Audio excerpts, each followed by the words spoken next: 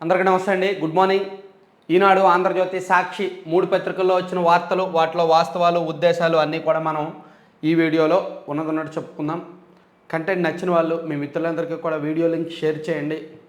నచ్చని వాళ్ళు ఎందుకు నచ్చట్లేదు ఏంటి అనేది కూడా చెప్పండి. కంటెంట్ ఏమైనా బోరు కొడుతుందా, రొటీన్గా ఉందా, ఇంకా ఏమైనా ప్రజెంటేషన్ స్టైల్ మార్చాలా, లేదంటే పేపర్లో అసలు వద్దంటారా, మీ ఉద్దేశం ఏది ఉన్నా సరే కామెంట్ చేసేయండి. మరి అబ్యూజ్ లాంగ్వేజ్, పనికిమాలిన కామెంట్లు తప్ప. ఈనాడులో బ్యానర్ వార్త, అమ్మఒడి మామ కత్తెర, నిబంధనల సుడిగుండంలో పథకం 2 పిల్లలకు ఇస్తామని చెప్పి ఒక్కరికేనని కొర్రి కత్తెరకు పదును పెట్టి లబ్ధిదారుల సంఖ్యలో కోత. 5 ఏళ్లలో 4 సార్లే ఇచ్చిన సీఎం జగన్మోహన్ రెడ్డి బడుల నిర్వహణ పేరుతో సాయంలోనూ మినహాయింపులు. చాలా సింపుల్. అమ్మఒడి పథకం 2019లో అధికారంలోకి రాకముందు జగన్మోహన్ రెడ్డి గారు ఎన్నికల ప్రచార సభల్లో ఏం చెప్పారు? ఎంతమంది ఉంటే అంతమంది పిల్లలకు అని చెప్పారు. ఎన్నికల ప్రచార సభల్లో కానీ పాదయాత్రలో కానీ అదే చెప్పారు. మీ పిల్లవాడు స్కూల్కి వెళ్తే చాలు, మీ ఇంట్లో 2 పిల్లలు ఉంటే 2కి కూడా ఇస్తాము అని చెప్పారు.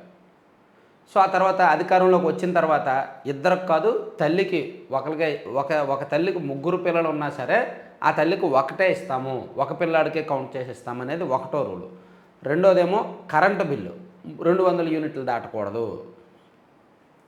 ఆ తర్వాత రకరకాలు, ఇదిగో విద్యుత్ వాడకం అని, తర్వాత ఆదాయ పరిమితి అని, తర్వాత మరుగుదొడ్ల కోసం 1000 రూపాయలు కట్ చేయడము, 75% హాజరు, ఇంట్లో ఒకరికే అని రకరకాల నిబంధనలు పెట్టి లబ్ధిదారుల సంఖ్యను తగ్గించారు, అర్హుల సంఖ్యను తగ్గించారు అని ఈనాడులో రాశారు. సో కరెక్టే కదా. సంక్షేమ పథకాలను సంతృప్తికర స్థాయిలో అమలు చేస్తున్నామని భుజాలు చరుచుకునే జగన్ మాటల్లోని డొల్లతనాన్ని అమ్మఒడి పథకం బట్టబయలు చేసింది.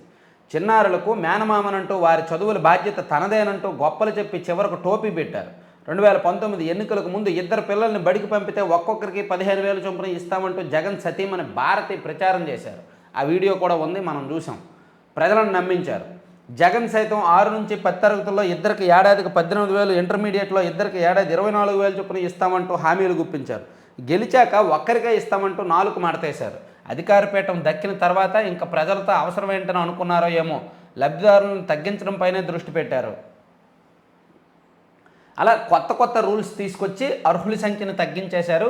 ఆ కొత్త రూల్స్ అంటే ఆ పథకం లబ్ధిదారులను ఎలా కత్తిరించాలా అని చెప్పి కత్తెరకు పదును పెట్టి మరీ లబ్ధిదారుల సంఖ్యను తగ్గించారు అని ఈనాడులో కార్టూన్తో సహా రాశారు. ఇదిగోండి, జగన్మోహన్ రెడ్డి గారంట కత్తెరకు పదును పెడుతున్నారంట. ఎందుకంటే అర్హుల సంఖ్యను తగ్గించడానికి, లబ్ధిదారుల సంఖ్యను తగ్గించడానికి. అలా పదును పెట్టడం ద్వారా ఆదాయ పరిమితి అనే రూల్ తీసుకొచ్చి, విద్యుత్ వాడకం అనే రూల్ తీసుకొచ్చి, మరుగుదొడ్ల కోసం 1000 రూపాయల కోత అనే రూల్ తీసుకొచ్చి, 75% రూలు, ఇంట్లో ఒకరికి అనే రూల్స్ తీసుకొచ్చి రకరకాల రూల్స్ తెచ్చి అర్హుల సంఖ్యను తగ్గించేశారు. 2019లో ఇచ్చిన వాళ్ళకి 2024లో ఇచ్చిన వాళ్ళకి పొంతనే లేదు. బాగా 1,50,000కు పైగా తగ్గిపోయారు అనేది ఈనాడులో రాసుకొచ్చారు. కరెక్ట్, అది నిజమే కదా. అది కాదండి, ఇదిగోండి 3 ఏళ్లలో 1.86 లక్షల మంది తగ్గుదల. ఏ సంవత్సరం ఎంతమందికి ఇచ్చారనేది చూడండి, ఎలా తగ్గించారనేది చూడొచ్చు. 2020-21లో 44,48,865 మందికి ఇస్తే 2022-23 వచ్చేసరికి 42,61,965 మందికి ఇచ్చారు. ఎలా తగ్గించారనేది అక్కడ క్లియర్గా వేశారనమాట పట్టిక రూపంలో. అసలు ఇవన్నీ కాదండి, ఈ లబ్ధిదారులు తగ్గించడం ఇదంతా కూడా. అసలు అమ్మఒడి ఇస్తే ఇచ్చారు, కానీ అమ్మఒడి రూపంలో ఎన్ని రకాల పనులు వేశారండి. మాట్లాడితే మీకు సంక్షేమ పథకాలు ఇస్తున్నాం కదా అని చెప్పి కరెంటు ఛార్జీలు ఎంత పెంచారండి. కరెంటు ఛార్జీలు ఇంత 5 సంవత్సరాల్లో 8 సార్లు కరెంటు ఛార్జీలు పెంచిన ప్రభుత్వం ఏదైనా ఉంటే చూపించండి. ఆర్టీసీ ఛార్జీలు కూడా విపరీతంగా పెంచారు. సరే, ఇది పక్కన పెడితే నిన్న తెలుగుదేశం పార్టీ ఆఫీసులో టీడీపీ అభ్యర్థులకు చంద్రబాబు గారు బీఫామ్లు ఇచ్చారు. సో వాళ్ళ చేత ప్రతిజ్ఞ చేయించారు. జగన్ గులకరాయి డ్రామాను జనం చీకొట్టారు. రాక్షసులతో యుద్ధం చేస్తున్నాం, ప్రతి ఒక్కరూ సంకల్పంతో సాగండి. బీఫామ్ తీసుకున్న ప్రతి ఒక్కరూ గెలిచి సభలో అడుగు పెట్టాలి. తెదేపా అసెంబ్లీ, లోక్సభ అభ్యర్థులతో చంద్రబాబు గారు నిన్న తెలుగుదేశం పార్టీ తరపున పోటీ చేయబోతున్న అభ్యర్థులందరికీ కూడా టీడీపీ ఆఫీసులో చంద్రబాబు గారి చేతుల మీదుగా బీఫామ్లు అందించారు. వాళ్ళందరిలో కూడా ఒక కాన్ఫిడెన్స్ నింపారు, రకరకాల మాటలు చెప్పారు. సానుభూతి ఓట్లతో గెలవాలని జగన్ చూస్తున్నారు అని, లేనిది ఉన్నట్లు ఉన్నది లేనట్లు చెప్పడంలో ఆయనకు ఎవరూ సాటి లేరని తెదేపా అధినేత చంద్రబాబు ధ్వజమెత్తారు. రాష్ట్రానికి తాను ఏం చేశారో చెప్పలేక డ్రామాలు ఆడుతున్నారు. పింఛన్ల విషయంలో కుట్రలు చేశారు. ఆయన ఆడిన గులకరాయి డ్రామాను ప్రజలు చీకొట్టారు. ప్రజాగలం యాత్రకు వస్తున్న స్పందనే జగన్ పతనాన్ని చాటి చెబుతోంది అని పేర్కొన్నారు. తెదేపా పోటీ చేస్తున్న అసెంబ్లీ లోక్సభ నియోజకవర్గాల అభ్యర్థులకు ఉండవల్లిలోని నివాసంలో ఆదివారం జరిగిన కార్యక్రమంలో చంద్రబాబు బీఫామ్లు అందించారు. బీఫామ్ తీసుకున్న ప్రతి అభ్యర్థి గెలిచి అసెంబ్లీ లోక్సభలో అడుగు పెట్టాలని ఆయన ఆకాంక్షించారు. ఎన్నికలకు 21 రోజులే ఉంది. అందులో 20 రోజులు ప్రచారమే కీలకం. నేను ఇప్పటికే 40కి పైగా ప్రజాగలం సభలు నిర్వహించాను. పవన్ కళ్యాణ్తో కలిసి ప్రచారంలో పాల్గొన్నాను. మనం రాక్షసులతో యుద్ధం చేస్తున్నాం. ప్రతి ఒక్కరూ సంకల్పంతో ముందుకు వెళ్ళండి అని చెప్పి టార్గెట్లు ఇచ్చారు. ఇప్పుడు ఒక్కొక్క అభ్యర్థి నెక్స్ట్ 20 రోజుల్లో కూడా ఎంతమందిని కలవాలి, ఎన్ని ఇళ్లకు వెళ్ళాలి, ఎన్ని వీధుల్లో బహిరంగ సభలు లేదా రచ్చబండలు లాంటివి నిర్వహించాలి అనేది చెప్పారు. యాక్చువల్లీ ఎన్నికల సమయంలో ఊరూరా ప్రచారం చేసి ఇంటింటికి డోర్ టు డోర్ చేసే కంటే ఒక వీధి జంక్షన్ ఉంటుంది కదా, అక్కడ ఒక రచ్చబండ లాంటిది ఆ వీధిలో ఉన్న 1000 మందితోనో 500 మందితోనో రచ్చబండ లాంటిది నిర్వహించి వాళ్ళందరితో కూడా డిస్కషన్ చేస్తే మంచిది. గ్రూప్ డిస్కషన్స్ ఉంటాయి కదా, అట్లా వాళ్ళకి ఏం కావాలి, ఈయనేమి ఇవ్వాలి అనేది చేస్తే బాగుంటుంది అనమాట. కేవలం ఏదో మధ్యలో ఒక మీటింగ్ పెట్టి మైక్ పట్టుకొని స్పీచ్ ఇచ్చే కంటే వాళ్ళకి కావాల్సినవి ఏంటని తెలుసుకొని పక్కన ఎవరైనా ఉంటే నోట్ చేసుకొని అలా చేస్తే అభ్యర్థుల పట్ల ప్రజలకు కాస్త సానుకూలత ఏర్పాటు అవుతుంది. ఇటువంటి కొన్ని చిన్న చిన్న టిప్స్ ఉంటాయి, అవి ఫాలో అవ్వాలి అభ్యర్థులు. కొన్ని చోట్ల మరీ మొద్దుగా చేస్తున్నారు రాజకీయం, మొద్దు రాజకీయం చేస్తున్నారు. కొత్త వాళ్ళు, చదువుకున్న వాళ్ళు, యువకులు లాంటి వాళ్ళు కూడా మొద్దు రాజకీయం చేస్తున్నారు, మొద్దు ప్రచారం చేస్తున్నారు. ప్రతి చేతికి పని, ప్రతి చేనుకు నీరు, ఇదే కూటమి ప్రభుత్వ లక్ష్యం. సంక్షేమానికి, అభివృద్ధికి సమప్రాధాన్యం. జగన్ మీ చిల్లర వ్యవహారాలు ఆపాలి. చిరంజీవి జోలికి వస్తే సహించేది లేదు. నరసాపురం, భీమవరం, వారాహి సభల్లో జనసేనాని పవన్ కళ్యాణ్.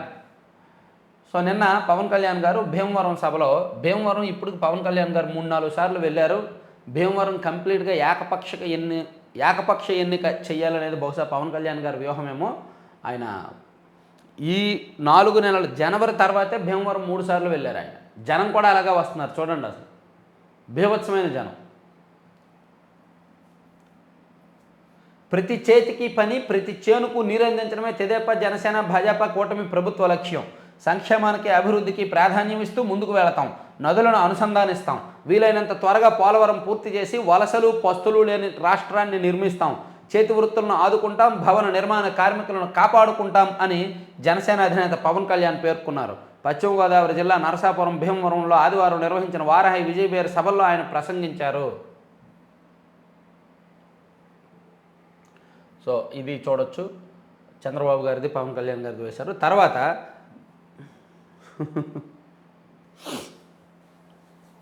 ఇదిగోండి పరిస్థితి. నాకు ఒకటి అర్థం కావట్లా, ఎవరైనా వైఎస్ఆర్ కాంగ్రెస్ పార్టీ వాళ్ళు తెలిస్తే చెప్పండి. సీఎం గారు ఎక్కడికి వెళ్తే అక్కడికి ఇప్పటికీ కూడా చెట్లు నరికేస్తున్నారు. దేశంలో ఏ ఒక్క సీఎం కూడా ఇలా చెయ్యట్లా. కానీ ఎందుకు జగన్మోహన్ రెడ్డి గారు వెళ్తున్నప్పుడే చెట్లు నరికేస్తున్నారు అనేది దయచేసి ఎవరైనా అర్థవంతమైన భాషలో మా సబ్స్క్రైబర్స్కి అందరికీ అర్థమయ్యేలాగా ఎవరైనా చెప్పండి. వైసీపీ వాళ్ళు, లేదంటే అధికారులు, పోలీసులు ఎవరైనా ఉంటే కామెంట్ చేయండి. లేదా నా మెయిల్ ఐడి కింద డిస్క్రిప్షన్లో ఉంటుంది, నా మెయిల్ ఐడికి మెయిల్ చేయండి రీజన్, అందుకే చెట్లు నరికేస్తున్నారు అని. ఆ రీజన్ కరెక్ట్ అయింది, మంచిదైంది అయితే నేను ఎక్స్ప్లెయిన్ చేస్తాను. నాకు తెలిసి అదేదో పిచ్చి రీజను, చెత్త కారణం ఉంటుంది. చెట్లు నరికేయడం ఏంటండి, ఎక్కడ వెళ్తే అక్కడ చెట్లు నరికేయడం, కరెంటు తీసేయడం. నిన్న అక్కాయిపాలెంలో కూడా, విశాఖపట్నంలోని అక్కాయిపాలెంలో మేమంతా సిద్ధం బహిరంగ సభ జరిగింది. ట్రాఫిక్ కాపేసి, కరెంటు తీసేసి, అసలు జనాల్ని ఎక్కువ మందిని చూపించాలనుకో. ఇప్పుడు కరెంటు తీస్తారనుకోండి, ఏమవుద్ది, ఇళ్లలో ఉండలేక జనం అందరూ రోడ్ల మీదకి వచ్చేస్తారు. దాన్ని ఈ సాక్షి వాళ్ళు ఫోటో తీసి జగన్ని చూడడం కోసం రోడ్ల మీదకు వచ్చిన జనం అని రాసుకోవచ్చు. ఎక్కడైనా ట్రాఫిక్ సిగ్నల్ ఉంటే సిగ్నల్ అన్నీ రెడ్ లైట్లు వేసేస్తారు, వేసేస్తే అక్కడ మొత్తం ట్రాఫిక్ జామ్ చేసేస్తారు కావాలని. అక్కడ జనం భారీగా ఉంటారు, జగన్ను చూడడం కోసం భారీగా గుమిగూడిన జనం అని రాసుకోవచ్చు. నాకు నిన్న అక్కాయిపాలెం నుంచి చాలామంది మెసేజ్లు పెట్టారు. ఆ ప్రాంతం వాళ్ళు ఎవరైనా ఉంటే కింద కామెంట్ చేయండి. ఇదిగోండి, జజ్జనకరి జనారే, జగన్ వెనుక జనాలే అంట. విశాఖపట్నంలోని అక్కయ్యపాలెంలో ముఖ్యమంత్రి వైఎస్ జగన్కు స్వాగతం పలుకుతున్న భారీ జనసందోహంలో ఓ భాగం. ఇది పరిస్థితి. భారీగా జనం వచ్చారు. ఈ జనంలో ఓ భాగం. ఈ టైంలో ఇక్కడ కరెంట్ ఉందా లేదా? నాకు తెలిసైతే లేదు, కరెంట్ తీసేశారు. ఈ ప్రాంతంలో వస్తున్న దారిలో చెట్లు నరికారు. విశాఖపట్నం అంటేనే చెట్లు ఎక్కువ ఉంటాయి. ప్రకృతిలో ఒక అందమైన నగరం విశాఖపట్నం. ఒకవైపు ఏమో సముద్ర బీచు, మంచి మంచి రోడ్లు, అన్ని రకాలుగా మంచి చెట్లు, అన్ని రకాలుగా కూడా అది ప్రకృతి పరంగా చాలా బాగుంటుంది విశాఖపట్నం. దాన్ని పట్టుకొని చెట్లు నరికేసి కకావికలం చేసి కరెంటులు తీసేసి జంక్షన్లో ట్రాఫిక్ ఆపేసి రచ్చరచ్చ చేశారంట నిన్న మొన్న. సీఎం జగన్ రాకతో జనసంద్రమైన మహావిశాఖ. ఉత్సాహంగా 20వ రోజు మేమంతా సిద్ధం బస్సు యాత్ర. దారి పొడవున మానవహారం. పూలు చల్లి స్వాగతం పలికిన జనం. పలకరించేందుకు రోడ్లపైకి వచ్చిన వృద్ధులు, మహిళలు, పిల్లలు. అదిగో పలకరించేందుకు రోడ్ల మీదకి వచ్చారంట వృద్ధులు, మహిళలు, పిల్లలు. జనసాగరాన్ని తలపించిన విశాఖ బీఆర్టీఎస్ రోడ్డు. లాంగ్ మార్చ్లా వెంట నడిచిన జనసైన్యం.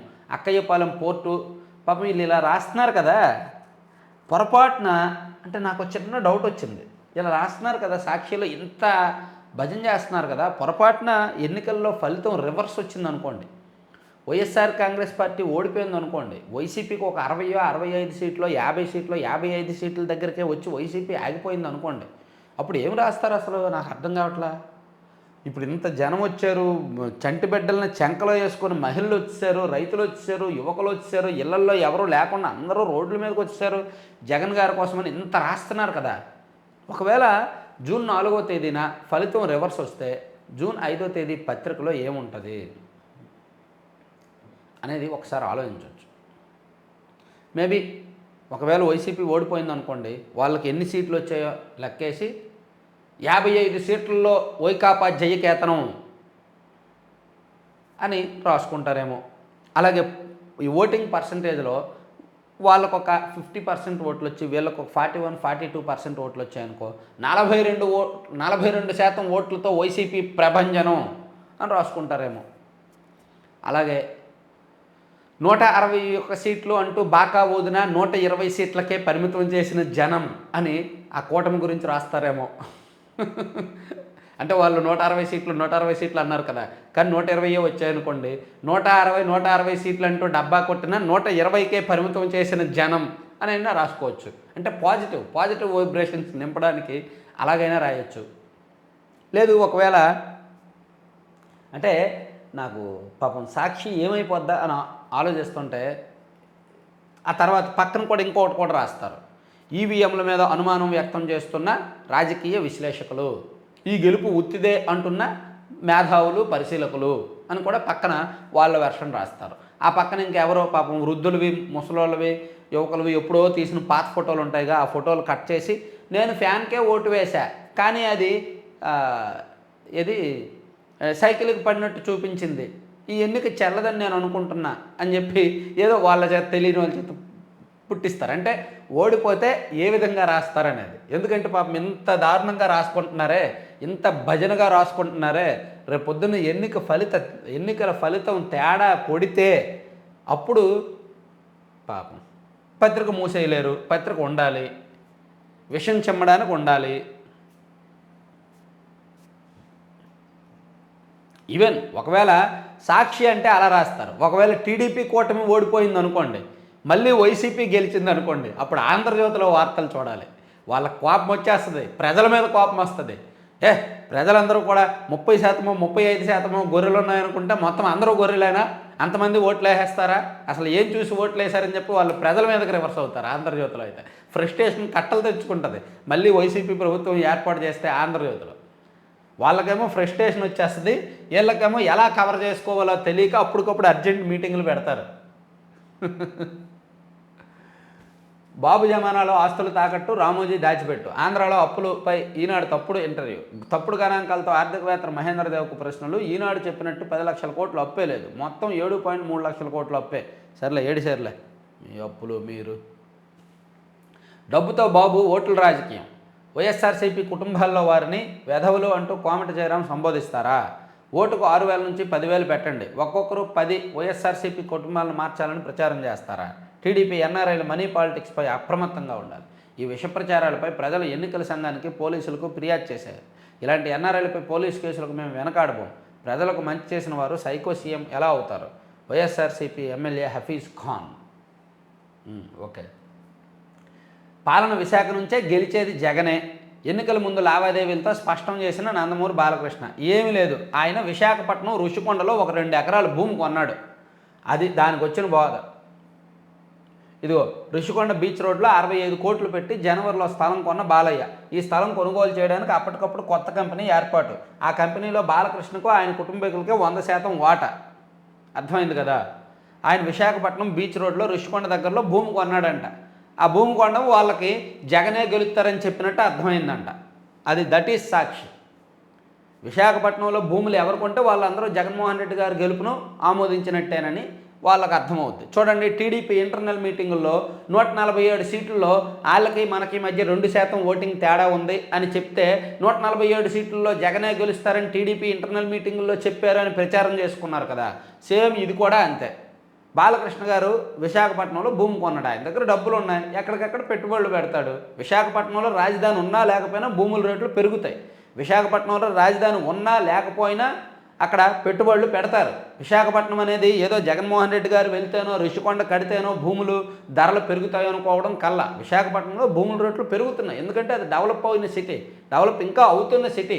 రాజధాని పేరిట రాజకీయ డ్రామాలు ఆడినా ఆడకపోయినా అక్కడ భూముల ధరలు పెరుగుతూనే ఉంటాయి. అందుకని అక్కడ డబ్బులు ఉన్న వాళ్ళు కొంటారు భూములు. ఆ చుట్టుపక్కల మంగళగిరి వైఎస్ఆర్సీపీ కార్యకర్త వెంకటరెడ్డి హత్య కేసులో 2 టీడీపీ గూండాల అరెస్టు. ఉద్దేశపూర్వకంగా ఘాతుకానికి పాల్పడినట్టు పోలీసుల నిర్ధారణ. బైక్తో ఢీకొట్టి రక్తమోడుతున్న వదలని లోకేష్ అనుచరులు బ్రెయిన్ డెడ్ అయి ఆపై ప్రాణాలు విడిచిన వెంకటరెడ్డి. నిందితులు బాల ఈశ్వర్, మాదాల గురువర్ధన్. తర్వాత వైఎస్ఆర్సీపీ ప్రభంజనం సుస్పష్టం. గుంటనక్కలు, ముళ్ళపందులు కూటమిగా ఒకవైపు, జగన్ ఒక్కరే ఒకవైపు, ఆయన వెంటే జనం. పవన్ స్పష్టత లేని వ్యక్తి, చంద్రబాబు కోసమే పుట్టాడు పెరిగాడు. ఎన్నికల అనంతరం బాబుతోనే ఆయన అంకం ముగుస్తుంది. వైఎస్ఆర్సీపీ ప్రధాన కార్యదర్శి సజ్జల రామకృష్ణారెడ్డి గారు. ఇంతకీ సజ్జల గారు రాజీనామా చేశారా? ఎందుకంటే ఈసీ ఏం చెప్పింది? వాలంటీర్లకు రాజీనామా చేయమని చెప్పింది. వాలంటీర్లకు పార్టీ కోసం పనిచేయొద్దని చెప్పారు. ప్రభుత్వ జీతం తీసుకుంటున్నారు కాబట్టి. అలాగే సజ్జల రామకృష్ణారెడ్డి గారు కూడా ప్రభుత్వ సలహాదారుగా ఉన్నారు కదా. ప్రభుత్వ సలహాదారుగా ఉన్నారు కాబట్టి ఆయన ఒక పార్టీకి అనుకూలంగా మాట్లాడకూడదు కాబట్టి ఆయనకు ఈసీ ఆల్రెడీ చెప్పింది. మరి మేబీ రాజీనామా చేశారేమో సలహాదారుగా. వైసీపీ వెర్షన్ మాట్లాడుతున్నారు అంటే ప్రభుత్వం నుంచి ఆయన జీతం తీసుకోకూడదు కదా, అంతే కదా. సరే, తర్వాత బెదిరింపులు ఒత్తిళ్లకు తలొగ్గిన చంద్రబాబు. 5 స్థానాల్లో టీడీపీ అభ్యర్థులు మార్పు. ఉండి సీటు ఎగరేసుకుపోయిన రఘురామకృష్ణరాజు, సిట్టింగ్ ఎమ్మెల్యే రామరాజుకు షాకు. పార్టీ పదవితో సరే. బండారుకు మాడుగుల, పైలాప్రసాద్కు మొండిచేయి. పాడేరుకు సీటుకు రమేష్ నాయుడు నుంచి గిడ్డి ఈశ్వర్కు బదిలీ. మడకశిరలో సునీల్ కుమార్ను తొలగించి ఎంఎస్ రాజుకు టికెట్. వెంకటగిరిలో లక్ష్మీప్రియ షాకు అభ్యర్థిగా ఆమె తండ్రి. అనపర్తిపై ఇంకా సందిగ్ధమే. దెందులూరు, తంబలపల్లిలో బీఫామ్ ఇవ్వని చంద్రబాబు. ఉండిలో రామరాజు అనుచరుల ఆగ్రహం. సాక్షిలో వాళ్ళ స్టైల్లో వాళ్ళు రాసుకున్నారు. సో దీని మీద అసలు విశాఖపట్నంలో ఏం జరిగింది, నిజంగా కరెంట్ తీశారా లేదా, ఏం జరిగింది అనేది మీరు ఒకసారి కామెంట్ చేయండి. ఆ ప్రాంతంలో ఉన్న వాళ్ళు కామెంట్ చేయండి. తర్వాత ఆంధ్రజ్యోతి చూద్దాం.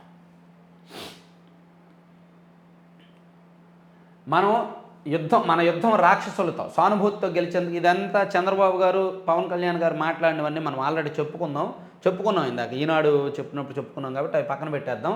ప్రాణాలకు తెగించి పోరాడుతున్నాం. రేపు మాకు మా పిల్లలకు ఏమవుతుందో తెలీదు. సునీతకు నాకు దేవుడే రక్షణ. బాబాయ్ హత్య కేసులో అవినాష్ రెడ్డి నిందితుడు. సిబిఐ చెప్పిన విషయాన్నే మేము చెప్తున్నాము. సీఎం జగన్ అడ్డుపడకుండా ఉండుంటే ఈ కేసులో నిందితులకు ఇప్పటికే శిక్ష పడేది. మేము రోడ్డుపైకి వచ్చే అవసరమే ఉండేది కాదు. న్యాయం కోసం కొంగుపెట్టి అడుగుతున్నాము. ఆస్తిలో వాటా పొందే హక్కు ఆడబిడ్డకు ఉందని వెల్లడి అని చెప్పి షర్మిల గారు వ్యాలిడ్ పాయింట్లు, వ్యాలిడ్ కామెంట్స్తో నిన్న మాట్లాడారు. ఎన్నికల ప్రచారం చేశారు. తర్వాత కోడ్ ఉన్న అజేయంగా బిల్లులు. జగనన్న కాలనీలు, భూసేకరణ లేఅవుట్ బిల్లులు సెటిల్. సర్కారు భూముల అమ్మకాల్లో వైసీపీ నేతల భారీ భూదంద. సర్కారుకు భూముల అమ్మకాల్లో వైఎస్ఆర్ కాంగ్రెస్ పార్టీ నాయకులకు చెందిన భూములు ఏవైతే ఉన్నాయో వాటిని ప్రభుత్వానికి అమ్మేసి ఎక్కువ డబ్బులు తీసేసుకుంటున్నారు. అక్కడ మార్కెట్ రేట్ 20 లక్షలు ఉన్నా వీళ్ళు 30 లక్షలు 40 లక్షలకు అమ్ముతున్నారంట. ఎన్నికలకు ముందు హడావిడి చెల్లింపులు, కోర్టుకు ముందు వైసీపీ ఎమ్మెల్యేల లేఖలు, ఆ వెంటనే సీఎంఓ సిఫార్సు, కోడ్ వచ్చాక రెవెన్యూ శాఖ సెటిల్, కర్త కర్మ క్రియ అంతా Ajay Jain, housing special office సీఎస్గా సిఫార్సు, revenue special CS okay. Jagananna కాలనీలకు భూములు ఇచ్చారు, అలాగే జగనన్న లేఅవుట్లకు భూములు ఇచ్చారు కదా కొంతమంది. ఆ భూములు ఇచ్చిన అవి ఇంకా అమౌంట్ సెటిల్ అవ్వాలి. రేపు పొద్దున్న టీడీపీ గవర్నమెంట్ వస్తే మళ్ళీ అమౌంట్ ఇస్తారో లేదో అనే డౌట్తో ఎన్నికలు కూడా వచ్చిన తర్వాత కూడా ఆ భూములకి దానికి డబ్బులు ఇచ్చేస్తున్నారంట. ఎందుకంటే మన పార్టీ వాళ్ళు లాస్ అవ్వకూడదు కదా. వైసీపీకి అనుకూల కాంట్రాక్టర్లకు బిల్లులు ఇచ్చేశారు, వైసీపీ ప్రభుత్వానికి భూములు ఇచ్చిన వాళ్ళకి కూడా బిల్లులు ఇచ్చేశారు. కాంట్రాక్టర్లకు కూడా అందరికీ ఇవ్వాల. ఒక 50,000 మంది బిల్లుల కోసం వెయిట్ చేస్తే అందులో ఒక 10,000 మంది వైసీపీ సానుభూతి పరులు ఉన్నారని తెలుసుకొని వాళ్ళ వరకు ఇచ్చారు, మిగిలిన వాళ్ళకి ఇవ్వాల. జాబులేవి జగన్, నిరుద్యోగులను నమ్మించి నైవంచన, చేనేతను చిదిమేశారు, సమగ్ర కథనాలు జనకథనాలు ఓకే.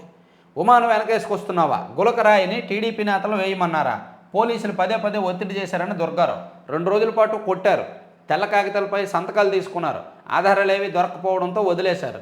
ఏబిఎన్ ఆంధ్రజ్యోతికి దుర్గారావు వెల్లడి. సో బోండా ఉమా పేరు చెప్పాలి అని, టీడీపీ వాళ్ళ పేర్లు చెప్పాలి అని ఎవరైతే ఈ గులకరాయి కేసులో ఈ దుర్గారావు అనే వ్యక్తిని పోలీసులు అదుపులోకి తీసుకున్నారో అతన్ని కొట్టి టీడీపీ వాళ్ళ పేర్లు చెప్పాలని, బోండా ఉమా గారి పేర్లు చెప్పాలని ఒత్తిడి చేశారంట. అతనైతే ఏం పేర్లు చెప్పలేదని అతను ఈనాడుకి ఆంధ్రజ్యోతికి ఇచ్చిన ఇంటర్వ్యూలో చెప్పాడు. మొత్తానికి ఆయన ఫేమస్ అయిపోయాడు. రేపు పొద్దున్న టీడీపీ గవర్నమెంట్ వస్తే ఆయనకి మంచి పదవి ఇచ్చినా ఆశ్చర్యపోక్కర్లా.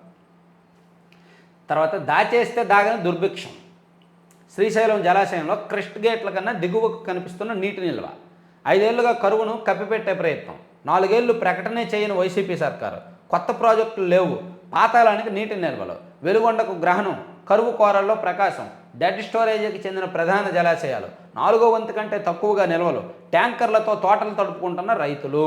ఇదిగోండి ఇక్కడ ఈ ప్రభుత్వంతో మరో సమస్య ఏంటంటే, అంటే నేను వైసీపీని ఎందుకు వ్యతిరేకిస్తున్నానని చెప్పమంటే 100 కారణాలు చెప్తా. జగన్మోహన్ రెడ్డి గారిని ఎందుకు వ్యతిరేకిస్తున్నా, ఈ ప్రభుత్వాన్ని ఎందుకు వ్యతిరేకిస్తున్నానని చెప్పమంటే 100 కారణాలు చెప్తా. చాలామంది అడుగుతారు, అన్న నీకు ఎందుకు వైసీపీ అంటే పడదు, వైసీపీ అంటే పడదని. చాలా కారణాలు ఉన్నాయి. సరే, అందులో ఇది ఒకటి. నిజంగా 2014లో చంద్రబాబు గారు సీఎం అయిన తర్వాత 14, 15, 16, 19 4 సంవత్సరాల పాటు కరువు వచ్చింది. 1 సంవత్సరం మాత్రమే ఎక్కువ వర్షాలు పడ్డాయి. సో అతను ఉంటే కరువు వస్తుంది, వర్షాభావం ఉంటుంది, వర్షాలు పడవు అని కొంతమంది నమ్మారు. దాన్ని వైసీపీ విస్తృతంగా ప్రచారం చేసింది. జగన్ వస్తే వర్షాలు వస్తాయి, జగన్ వస్తే రైతులకు మంచి జరుగుతుంది, జగన్ వస్తే వర్షాలు వస్తాయని ప్రచారం చేశారు. జగన్మోహన్ రెడ్డి గారు వచ్చాక నిజంగానే 2019 ఖరీఫ్లో వర్షాలు బాగానే పడ్డాయి, 2020లో కూడా వర్షాలు బాగానే పడ్డాయి. ఆ తర్వాత ఒక 2 సంవత్సరాల పాటు కరువు, వర్షాభావం ఎక్కువగా ఉంది. సో అంటే జగన్మోహన్ రెడ్డి గారి హయాంలో కూడా కొంత కరువు వచ్చింది, కానీ ఆ కరువుని దాచిపెట్టారు, బయటకు చూపించాల. ఎందుకంటే చంద్రబాబు గారు ఉంటేనే కరువు, జగన్మోహన్ రెడ్డి గారు వస్తే వర్షాలు పడతాయి అని ప్రచారం చేశారు కదా. ఆ ప్రచారం ఎక్కడ తిప్పి కొడతాదో అని, నిజంగా జగన్మోహన్ రెడ్డి గారు ఉన్న కరువు వస్తుంది అనే రైతులు ఆలోచిస్తారేమోనని కరువు మండలాలు ప్రకటించలేదు, కరువు ప్రాంతాలు ప్రకటించలేదు, రైతులకు పెట్టుబడి రాయితీ లాంటివి ఏమీ కూడా గతంలో ఇవ్వలేదు. సో ఇప్పుడు ఆ ఫలితం కనిపిస్తుంది. కరువు కారణంగా జలాశయాల్లో నీటి నిల్వలు బాగా అడుగంటాయి. గతంలో ఎప్పుడూ లేనంతగా డెడ్ స్టోరేజీకి వెళ్ళిపోయాయి. అన్ని చోట్ల అలాగే ఉంది. ఇదిగోండి శ్రీశైలం జలాశయంలో క్రస్ట్ గేట్ల కంటే ఈ గేట్ల వరకు ఉండాలి నీళ్లు, కానీ ఆ గేట్ల కంటే కిందకు వెళ్ళిపోయింది శ్రీశైలం జలాశయంలో. చీనీ చిన్నబోయ, అనంతపురం జిల్లా యాడికి మండలంలో పిన్నేపల్లి గ్రామ రైతు రామానాయుడు 2 ఎకరాల్లో నాటిన చీనీ మొక్కలను కాపాడుకునేందుకు ఇలా ట్యాంకర్ల నీటిని వినియోగిస్తున్నారు. ట్యాంకర్లతో నీటిని అనంతపురము, ప్రకాశము, కర్నూలు ఆ ప్రాంతాల్లో ఇదే పరిస్థితి. ట్యాంకర్లు తెచ్చుకొని నీటిని నింపుకోవడమే. అంటే నెగిటివ్స్ అన్నీ దాచేస్తున్నారు వీళ్ళు. తర్వాత జై భవానీ హిందూ తొలగించం, పార్టీ గేయాన్ని మార్చము, ఈసీకి స్పష్టం చేసిన ఉద్ధవ్. జై బజరంగ బలి అంటూ ఓటేయాలని మోదీ పిలుపునిచ్చినప్పుడు మీరేం చేశారు? ఉచిత అయోధ్య యాత్ర పేరిట బీజేపీకి షా ఓట్లు అడగలేదా?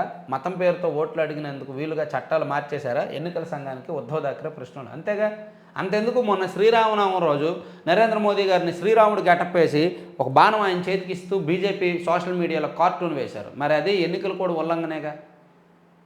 బీజేపీ వాళ్ళకి ఒక రకమైన కోడ్లు, ఇతర పార్టీలకు ఒక రకమైన కోడ్లు లేవు. కాబట్టి నిజంగా ఉద్ధవ్ థాకరే గారు ప్రశ్నించింది కరెక్ట్ పాయింట్.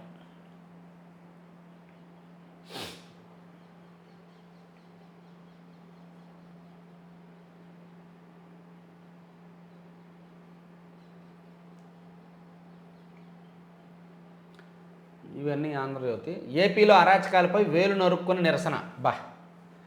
దేశ రాజధాని ఢిల్లీలో కలకలం. బాధితురాలు గుంటూరు మహిళ. మాజీ హోంమంత్రి సుచరిత అనుచరుల అక్రమాలకు ఏకరువు. గంజాయి ఫోర్జరీతో భూ కబ్జాలు, ఎన్నో ఘోరాలనే ఆందోళన. ప్రధాని, రాష్ట్రపతి, సుప్రీంకోర్టు సీజీఐకి వినతులు. వేలు నరుక్కున్నారు చూడండి. ఢిల్లీలో ఇండియా గేట్ వద్ద నిరసన వ్యక్తం చేస్తున్న కోపూరు లక్ష్మి, మహిళా సంఘాల నేతలు. కోపూరు లక్ష్మి బొట్టన వేలు నరుక్కున్న దృశ్యాలని. చాలా దారుణం అండి. ఆంధ్రప్రదేశ్లో దారుణాలు దేశం మొత్తం చూస్తుంది, కానీ మన రాష్ట్రంలో ఇప్పటికీ కొంతమంది చూడట్లేదు. కాంగ్రెస్ వస్తే ఆస్తులన్నీ ముస్లింలకు. అర్బన్ నక్సలిజం మనస్తత్వం ఉన్న ఆ పార్టీ నేతలు మహిళల మంగళసూత్రాలను వదలరు. రాజస్థాన్లో ప్రధానమంత్రి నరేంద్ర మోదీ తీవ్ర వ్యాఖ్యలు. ఇది విద్వేష ప్రసంగమే మండిపడిన కాంగ్రెస్. చూసారా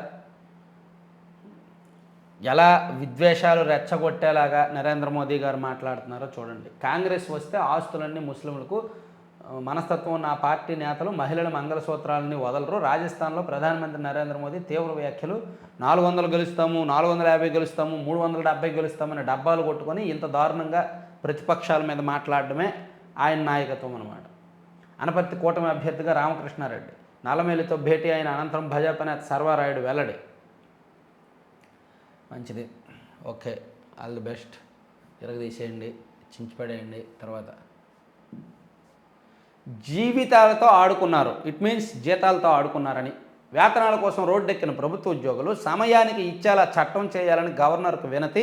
పీఆర్సీలో తీవ్ర మోసం, బకాయిలు ఇవ్వకుండా ఉత్తుత్తి చర్చలు, పెన్షన్లు అందక అల్లాడిన పండుటాకులు. అసలు ఉద్యోగుల గురించి వార్తలే రాయక్కర్లా. ఉద్యోగులు ఆల్రెడీ రియలైజ్ అయ్యారు, ఉద్యోగులు ఆల్రెడీ తెలుసుకున్నారు. నేను నిన్న కొంతమంది పోలీసులతో మాట్లాడా, ఆఫ్ ద రికార్డు. వాళ్ళకి ఏదో పని మీద వెళ్ళి ఒక ముగ్గురు ఎస్ఐ అండ్ సిఐ స్థాయి అధికారులతోనూ అలాగే ఒక కానిస్టేబుల్తో మాట్లాడి ఆఫ్ ద రికార్డ్ అసలు ఏంటి పరిస్థితి, పోలీస్ వర్గాల్లో ఇంటర్నల్గా ఏముంది మండిపడుతున్నారు ప్రభుత్వం అంటే. ఎందుకు అనుకూలంగా పనిచేయాల్సి వస్తుందో చెప్పారు. వాళ్ళ ఒత్తిళ్ళు, వాళ్ళ ఇంటర్నల్ వ్యవహారాలు కొన్ని ఉన్నాయి. కానీ సైలెంట్గా ఇంటర్నల్గా వాళ్ళందరూ కూడా ప్రభుత్వానికి వ్యతిరేకంగానే ఉన్నారు, కూటమికి సపోర్ట్గానే ఉన్నారు. చాలా కారణాలు ఉన్నాయి, అందుకు చాలా కారణాలు ఉన్నాయి. చంద్రబాబు గారు అధికారంలో ఉన్నప్పుడంట పోలీసులకి కాస్త స్వేచ్ఛ ఉండేది కాదు, కానీ ఈ ప్రభుత్వం వచ్చాక పోలీసులు స్వేచ్ఛగా ఫీల్ అవుతున్నారంట.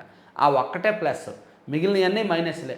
వాళ్ళకి టీఏ డిఏ అరియర్స్ అన్నీ పెండింగ్ పెట్టడము, వాళ్ళ మీద కేసులు బనాయించడము, మాట వినకపోతే మరీ అవమానకరంగా చూడడము, మాట్లాడడము, ఇవన్నీ కూడా పోలీసులు అంతర్గతంగా తట్టుకోలేకపోతున్నారు. కాబట్టి వాళ్ళకు కూడా ఈ గవర్నమెంట్, ఈ గవర్నెన్స్ అంటే ఇష్టం లేదంట. పోలీసులు అంతే, టీచర్లు అంతే, ప్రభుత్వ ఉద్యోగులు అంతే. సో వీళ్ళెవరూ కూడా సైలెంట్గా అయితే బయటపడరు, ఎక్కడ కూడా ప్రభుత్వాన్ని విమర్శించడమో టార్గెట్ చేయడమో చేయరు. సైలెంట్గా వాళ్ళ పని వాళ్ళు చేసుకుంటారు. అది. సో ఉద్యోగుల గురించి, పోలీసుల గురించి, టీచర్ల గురించి రాయాల్సిన అవసరమే లేదు. వాళ్ళకి ఆల్రెడీ జరగాల్సిన శాస్తి జరిగింది. 2019 ఎన్నికల్లో 2 చేతులతో 2 కాళ్ళతో అవసరమైతే కొన్ని ప్లాస్టిక్ చేతులు పెట్టుకొని మరి వాళ్ళు వైసీపీ కోసం పరితపించిపోయారు. కానీ ఇప్పుడు బాధపడుతున్నారు. వాళ్ళకి జరగాల్సింది జరిగింది, జరగాల్సిన శాస్తి జరిగింది. కాబట్టి వాళ్ళందరూ కూడా ప్రభుత్వానికి వ్యతిరేకంగానే ఉన్నారు. తలరాతలు మార్చేది ఓటే, డబ్బు మద్యం కోసం అమ్ముకోవద్దు. అవినీతి పరులు, నేరస్తులు గద్దెనెక్కితే ప్రమాదకరం. ఓటు వేయకపోతే ఏమవుతుందిలే అనుకోవద్దు. వాటర్ను చైతన్యపరుస్తున్న ఓ చిన్న పుస్తకం. ఎన్నికలపై ముద్రించిన పుస్తకం.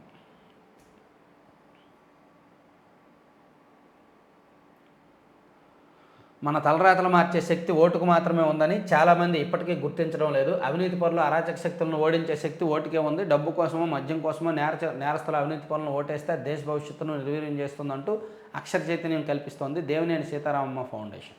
నేటి తరానికి ఓటు విలువను తెలియజేసేందుకు ఎన్నికలు అంటే ఏమిటి, ఎందుకు అవసరం పేరుతో ఆ ఫౌండేషన్ వ్యవస్థాపకులు దేవినేని మధుసూదన్, జయశ్రీ గారు ఓ పుస్తకాన్ని ముద్రించి ఉచితంగా పంపిణీ చేస్తున్నారు. నేను ఒక్కడిని ఓటు వేయకపోతే ఏమవుతుందిలే అనే భావంతో చాలామంది పోలింగ్కు దూరంగా ఉండిపోతున్నారు. కానీ ఎన్నికల్లో ప్రతి ఓటింగ్ కీలకమైన భావంతో ప్రతి ఒక్కరూ ఓటేయాలి అని ఈ పుస్తకం హుతం చెబుతోంది అని విజయవాడలో ఉంటారు దేవినేని మధుసూదన్ గారు, జయశ్రీ గారు. సో వాళ్ళు రాసిన పుస్తకం గురించి చెప్పారనమాట. ప్రజాప్రభుత్వం వస్తుంది, కష్టాలన్నీ తీరతాయి. మంగళగిరిలో చేనేతకు ప్రపంచ స్థాయి గుర్తింపే లక్ష్యం. అంతర్జాతీయ, అంతరిక్ష స్థాయి గుర్తింపు ఇచ్చేయండి మీరు. గతంలో కూడా అదే చెప్పారు ఎన్నికల ప్రచారంలో. నేరా బ్రాహ్మిణి.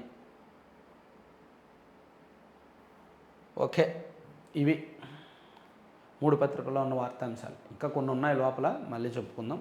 Thank you.